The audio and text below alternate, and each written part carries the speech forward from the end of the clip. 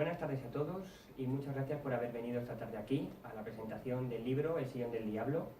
Me llamo Víctor M. del Pozo, M de Manuel, Víctor Manuel, y soy el autor. Lo que vamos a hacer esta tarde, durante los próximos minutos, es un viaje en el tiempo. Bueno, en el tiempo y un poquito en el espacio, porque nos vamos a trasladar 50 kilómetros de aquí, a Valladolid. Valladolid, en el año 1550, era la capital de la corte, la capital del imperio en el que no se ponía el sol, la capital no de España, porque en aquella época no se entendía el concepto de España como nación, sino se hablaba de las Españas, y la corte era itinerante y estaba allá donde se establecía el rey, pero bueno, el rey solía estar siempre en Valladolid, pero que Valladolid solía ser muy frecuentemente la capital de la corte. En ese contexto, vamos a ver aquí el mapa. Este es el mapa más antiguo que se conoce de Valladolid, y quiero que os fijéis, se me ha ido, en ese pequeño río azul que viene marcado. Ese río, aunque no lo creáis, es protagonista mudo de la historia que os voy a contar ahora. Es una serie de protagonista, pero protagonista sin saberlo y sin quererlo, ¿no? En esta historia, que es una leyenda real, es una leyenda que existe, se basa en un hecho que sucedió. Desde el año 1300 estaba prohibido por una bula papal, la bula de Sepulturis, la disección de cadáveres. Eso afectaba sobre todo a los estudios de medicinas a nivel nacional y casi diría que a nivel europeo, pues todos los que querían estudiar en las universidades, distintas universidades, hacer la carrera de anatomía, se veía con que no podía ver cómo era un cuerpo humano por dentro, tenía que conformarse con láminas, con representaciones de cera, de madera, pero nunca con un cuerpo humano de verdad. Realmente la intención del Papa cuando sacó aquella bula, Bonifacio, era el Papa que le sacó, no era esa, sino acabar con un ritual llamado el Mos Teutonicus, que consistía en cuando un caballero, sobre todo los caballeros teutones, que eran algo así como los templarios, cuando uno de estos caballeros moría en combate en las cruzadas, como no podían traer el cuerpo hacia su país sin que éste se descompusiera, vamos a decirlo así, pues lo que hacían era, le limpiaban el cadáver de toda la carne y hervían el esqueleto, los huesos, en una especie de líquido de agua hirviendo, con vino, con especias, eso lo embalsamaban y lo transportaban a su tierra. Eso a la Iglesia no le gustaba y por eso sacó esta bula papal. Pero insisto, un efecto secundario de todo esto fue que no se podían los médicos estudiar en condiciones. En el año 1550, entonces, que es cuando hemos dicho que si contamos esta historia, hubo un médico español, que decidió pedirle, había estado estudiando en Italia, Fernández de Guevara, y regresó a España y le pidió al rey Carlos, permiso para instalar una cátedra de medicina. El rey se la concedió y le dijo que podía instalarla donde él quisiera, y él dijo, pues la pongo en Valladolid. Entonces, en ese momento hubo una especie de efecto llamada y muchísimos estudiantes de medicina de todo el territorio nacional y ya no nacional vinieron a estudiar medicina a Valladolid. Éramos los primeros. Así fue como llegó a Valladolid Andrés de Proaza. Andrés de Proaza es el protagonista de esta leyenda, que no de esta historia, luego veréis por qué lo digo. Andrés de Proaza era un médico portugués de origen judío. En esa época era muy importante, ya sabéis todas las persecuciones que hubo en aquella época, y este médico vino a Valladolid con la intención de estudiar medicina, era su sueño, el poder estudiar medicina en Valladolid, que era el lugar donde mejor se hacía en todo el mundo, para él era algo increíble, algo inesperado, de hecho, seguramente porque no contaría con ello anteriormente hasta que se enteró de la noticia. Aquí os dejo una foto de la Facultad de Medicina en la época. Hoy en día es la Facultad de Derecho, pero bueno, ahí estaba lo que llamamos la plaza de la Universidad en Valladolid, donde estaba la Facultad de Medicina. La fachada no es la original, es una fachada barroca, pero todavía empieza en ese lugar. Este hombre buscó alojamiento cerca de la universidad, en Valladolid, y la encontró. Fijaos que os he dicho antes que el río era un protagonista mudo de la historia, la encontró muy cerquita del río Esgueva. El río Esgueva es un río que ya está desviado, pasa por Valladolid, pero bueno, pasa un poco de puntillas por un lateral, pero durante siglos ha atravesado toda la ciudad por el centro. Entonces este hombre, aquí, mira, de hecho aquí veis la iglesia de la Antigua, y justo detrás podéis ver, bueno, justo a un lado podéis ver la catedral, que atravesaba toda la ciudad. Y este hombre se encontró una casita muy cerquita del río Esgueva y casi a 5 minutos de la universidad, y allí donde se fue a vivir. Desde que este hombre se fue a vivir allí, lo que es la calle Esgueva, los vecinos empezaron a decir que el agua del río Esgueva, que estaba justo a las traseras de su casa, se teñía de rojo cuando pasaba. Que por las noches se oían gritos, se oían chillidos, se oían ruidos. Algunos incluso afirmaban que salían extrañas luces por las ventanas de su casa. Ya sabéis, la gente hablaba mucho. Todo eso estuvo bien hasta que, es decir, la gente fue pasando del tema, lo comentaban, pero no fue más, hasta que un día desapareció un niño, un zagal, como se decía en la época, un niño de 10 años. Le buscaron por toda la ciudad, sin éxito, no apareció. ¿Dónde estaba el niño? No lo sabía nadie, había desaparecido. Pero de repente a alguien se le ocurrió, ¿y si vamos a la casa del médico? Entonces se presentaron en la casa del médico y allí se encontraron al niño tendido sobre la cama. Pero no estaba tendido, ¿no? Estaba abierto en canal con sus órganos esparcidos sobre la mesa. El buen médico se había dedicado a viviseccionar al niño. Cuando le preguntaron que por qué lo había hecho, él decía que quería obtener todo el saber humano y que con lo que aprendía en la escuela o en la facultad no le servía. Pero es que encima añadió más y reconoció tener un sillón de tipo frailero, se llaman así porque no les usaban los frailes, que le había regalado un nigromante navarro y que cada vez que se sentaba en él, el diablo le hablaba y le decía lo que tenía que hacer, por dónde cortar, por dónde abrir, qué hacer. Le iba dando instrucciones. Evidentemente, el médico fue condenado a muerte por la Inquisición, bajo tortura, y el sillón, que existe, como podéis verle, ese sillón es el auténtico sillón del diablo que está en el Museo de Fabio Nelli de Valladolid. El sillón fue condenado a ser destruido. Pero sucedió algo, un giro inesperado en la historia que salvó al mueble. Y es que poco antes de ser ejecutado, Andrés de Croaza profirió la siguiente maldición y dijo: todo aquel que se siente sobre el sillón 3 veces sin ser médico, o todo aquel que intente destruirlo, morirá. Con esa maldición fue suficiente para que la gente de la época ya no quisiera destruirlo, ya no se atrevió.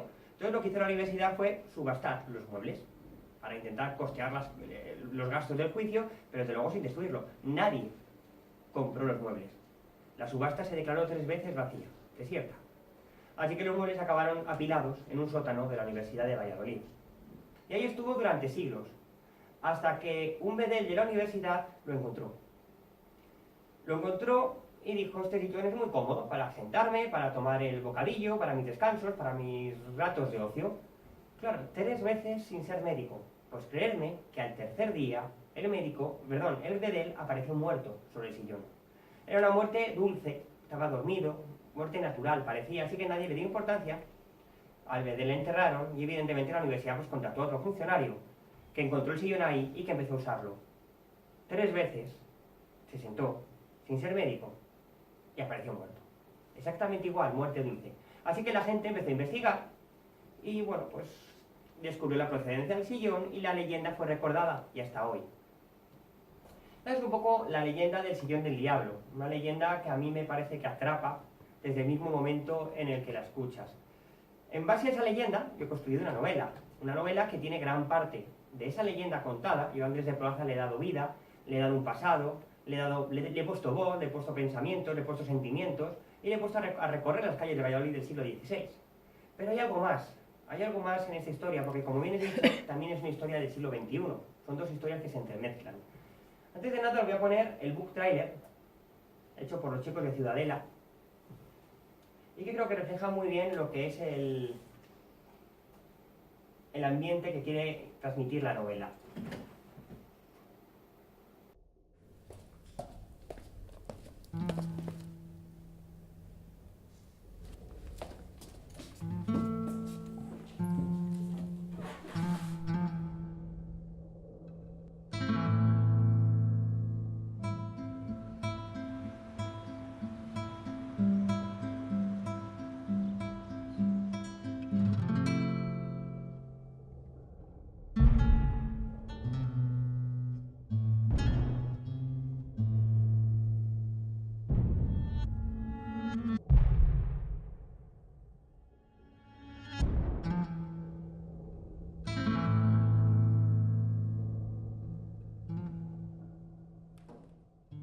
Va para un inferno.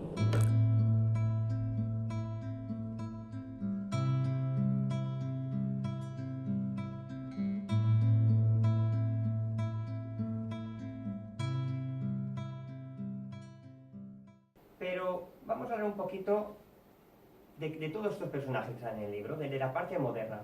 La parte moderna, que ahora volveré a ella, que además está ambientada en escenarios totalmente locales, lo mejor aquí en Palencia, pues bueno, pues os pilla un poco más lejos, porque son 50 kilómetros, y seguro que todos, que más o que menos, pues conoce el Palacio Favinelli, la Plaza Mayor, Santa Cruz, la Antigua. A lo mejor el Estadio José Zorrilla, pues no os habéis acercado mucho a verlo. Yo personalmente creo que deberíais. El Campo Grande, la Casa Zorrilla, la Catedral, la Iglesia de San Benito o la Plaza de la Universidad, de la que ya he hablado. Como veis, bueno, pues todos los decorados, la novela transcurre en escenarios totalmente reconocibles por una persona que vive en Valladolid o que conoce Valladolid. Y eso es algo que a la gente le gusta. Entonces, ahora que hemos hablado un poco de esto, vamos a hablar de los personajes. El asesino, que es el personaje que veis ahí encapuchado, vamos a dejarle un poco misterioso. Ese vamos a dejar que es el misterio. Vamos a dejar que seáis vosotros los que le leáis y lo descubráis. Pero voy a hablaros del resto, porque hay más personajes. Voy a hablaros de Alfonso. Alfonso, por ejemplo, es un policía municipal, que sin quererlo ni beberlo, el pobre hombre, se ve inmiscuido en una persecución contra la directora de un museo, de la que también saldrá ahora, y él decide ayudarla. Entonces se ve atrapado en una situación que no controla, la policía le persigue, no sabe si la persona que está ayudando es culpable o no, está confundido, la situación un poco le sobrepasa. Antagónico a él nos encontramos con Antonio Navarro. Antonio Navarro es lo opuesto. Mientras que Alfonso es una persona pacífica, una persona tranquila, una persona serena, Navarro es una persona recta, una persona rígida, con carácter. Alfonso es un policía municipal. Antonio Navarro es un policía nacional. Buenas tardes. Buenas tardes. Hola. Mientras que Alfonso es un policía municipal, decía, Antonio Navarro es un policía nacional. Carácter rígido, carácter fuerte. Estos personajes luego se encuentran con Bárbara. Bárbara es la directora de un museo, el Museo de Fabionelli. Entonces, aquí es un poco donde comienza todo. Ella trabaja en el Museo de Fabionelli, es la directora. En ese museo, que está el Museo de Valladolid, es allí donde se encuentra el sillón. Un sillón, el sillón del diablo, que como bien he dicho existe, es real, la vida real está ahí, se puede visitar. Y es ahí donde se produce el primer asesinato.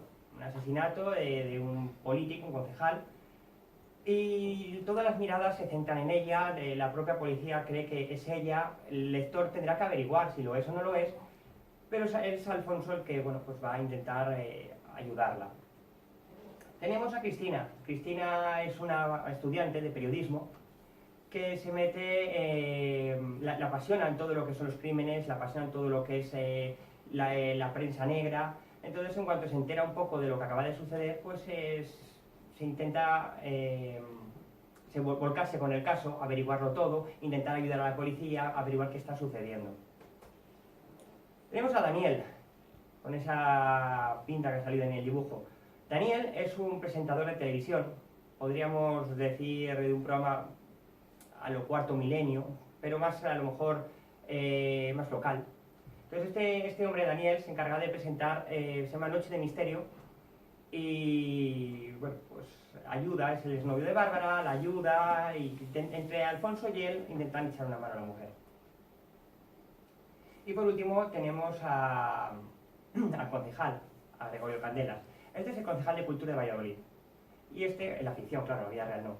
Y bueno, pues tiene mucho que ocultar. Este hombre es un personaje que tiene mucho que ocultar. Bueno, sobre mí os puedo decir que, aparte de escritor, también me dedico a la informática. Soy ingeniero informático y bueno, escribo desde siempre. Son dos facetas totalmente opuestas, que te guste la informática, que te guste la literatura, que te guste escribir. Son dos cosas totalmente diferentes, pero yo desde niño, desde que sé escribir, siempre me ha gustado más producir mis propias historias, contar mis cuentos, que hacerlos. Tengo muchas historias escritas desde niño.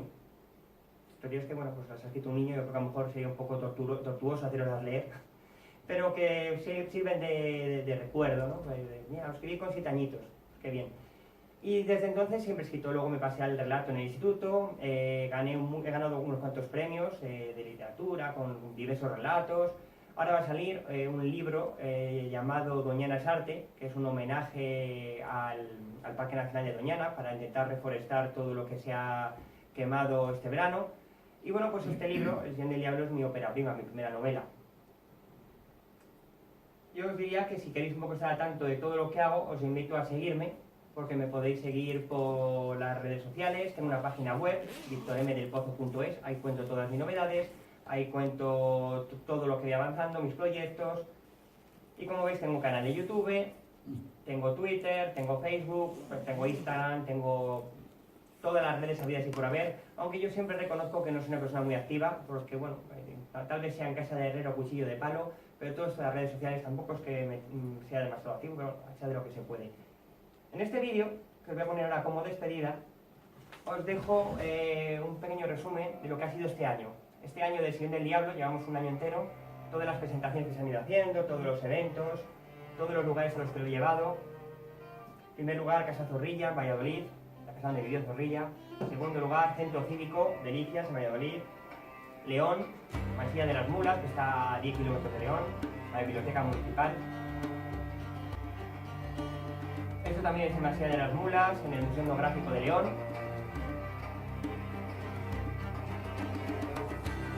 La CICON es una convención que se hace en Valladolid de ciencia ficción. Este año también estaré allí. El año pasado estuve y estaré también este. En Aspaín, supongo que conoceréis la Fundación Aspaín, estuve dando una charla.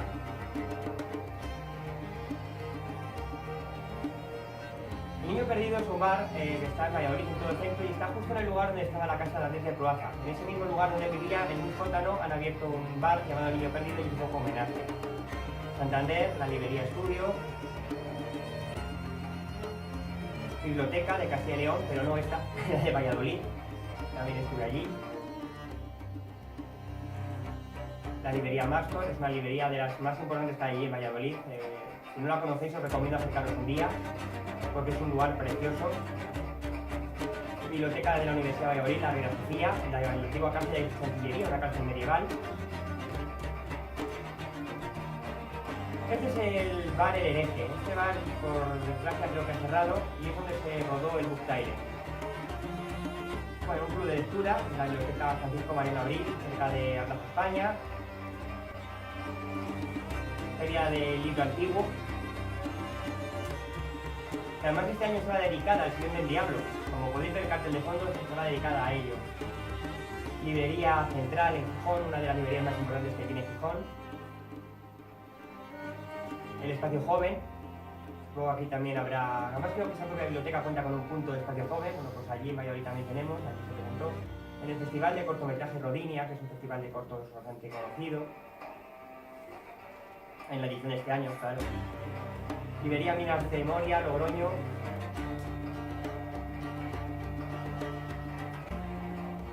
Y en Calahorra, en el Parador Nacional, un lugar precioso, por cierto, Parador Nacional de Calahorra. Esto es la Feria del Libro. La Feria del Libro que se celebró este año en la Plaza Mayor, la 50 Feria del Libro. Y estoy firmando ejemplares. También estoy en la Feria del Libro de Cuéllar, en Segovia. Y bueno, poco más ya, porque bueno, la Semana Negra y ya hacemos el año, porque esto es un año de Sillón del Diablo, el libro se presentó en junio. La Semana Negra de Gijón creo que no necesita presentación.